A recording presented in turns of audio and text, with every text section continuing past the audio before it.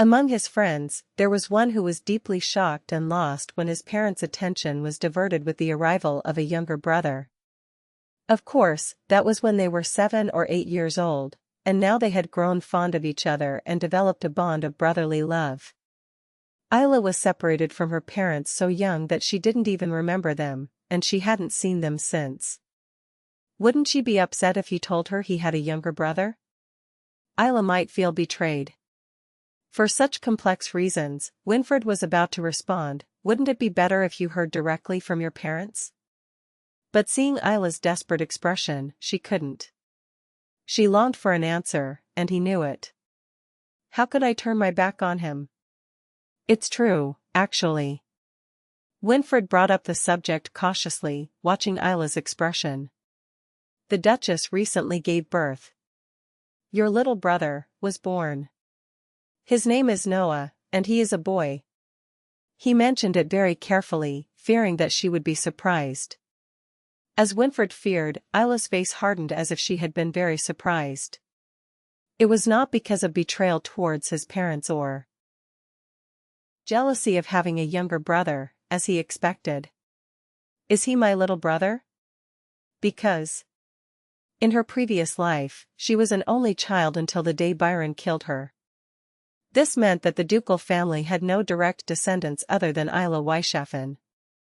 She didn't hear the exact reason, but her mother, Ophelia, said she was having trouble conceiving for reasons other than health.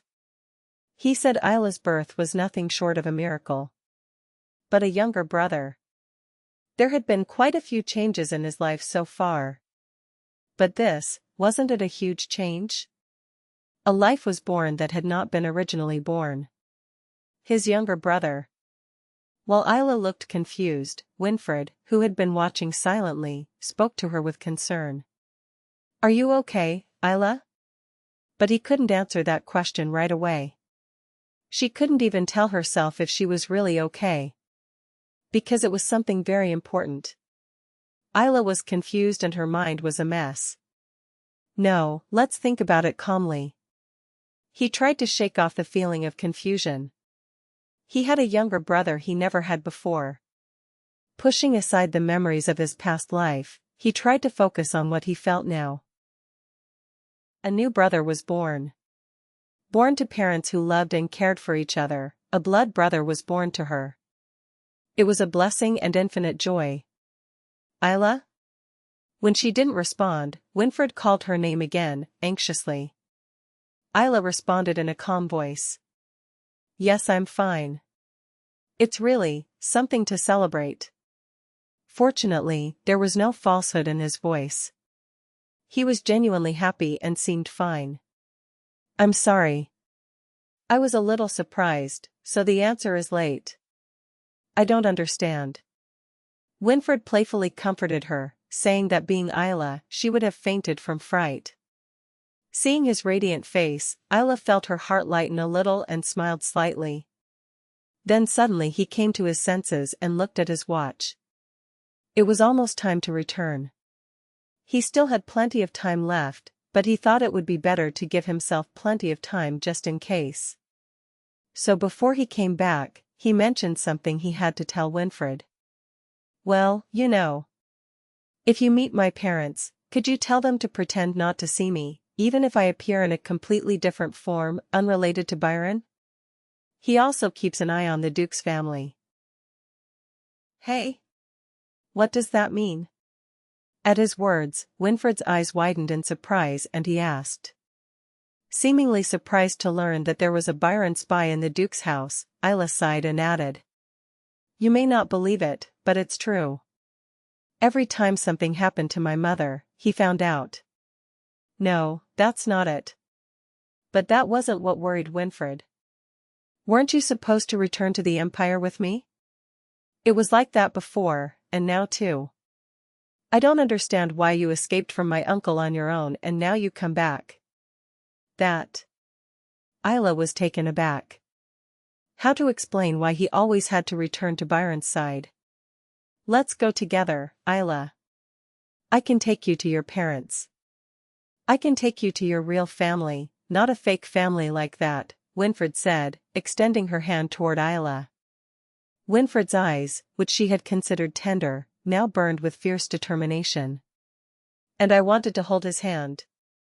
He would go back to his parents like this. It was such a captivating story that I could only imagine it. But that couldn't be possible. In the past, it was for revenge. She returned to find out who and what Byron was up to, and to make him suffer the same pain she had suffered. By his own will and by no one else's. But now, I can't go. He rejected Winfred's offer with a voice that sounded like he was crying. Maybe he was right. Isla now had an idea, if not a perfect one, of who and what Byron was up to.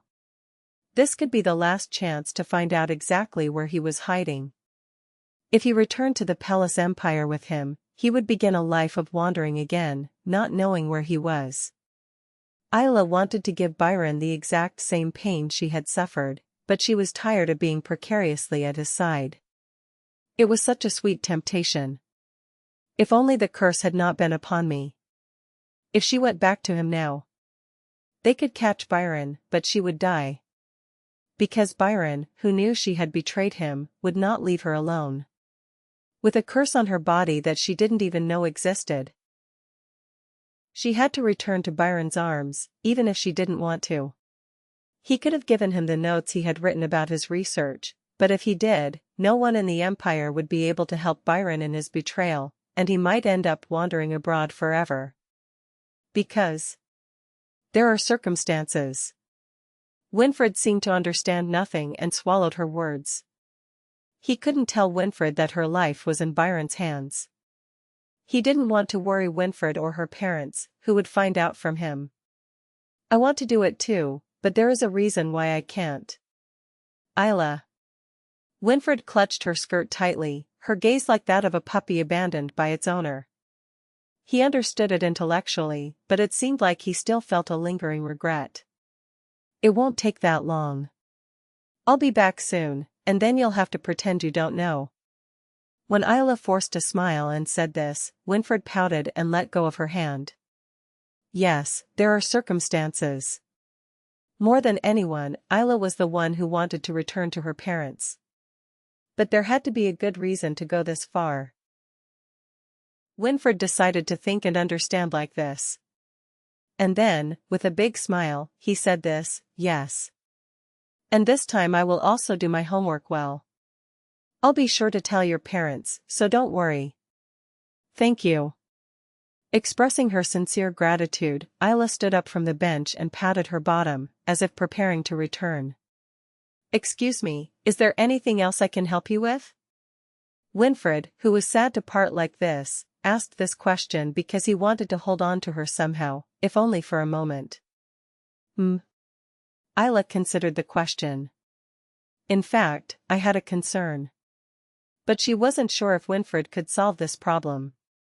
Is there something? What is it? Is there somewhere I can hide someone safely? He asked cautiously. It was such a vague and difficult request. Because? Do you need a place to hide? It's not that. The people who are grateful to me could be in danger. I wonder if I can protect them.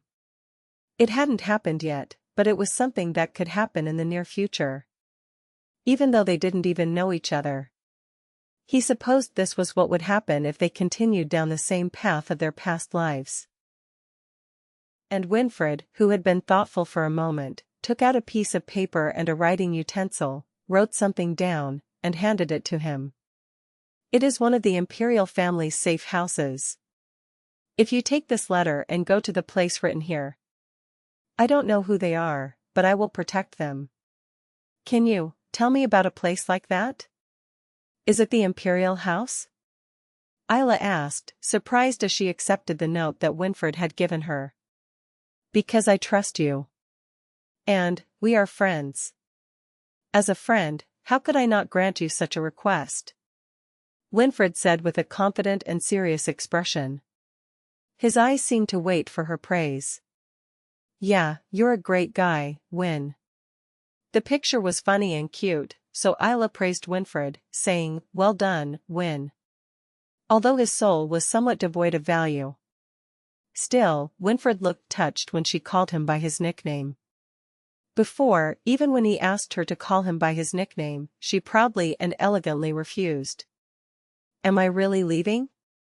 "Just in case, don't follow me to catch Byron. That will only put me in more danger." Isla felt uncomfortable for no reason, so she said goodbye even more coldly and disappeared down the alley.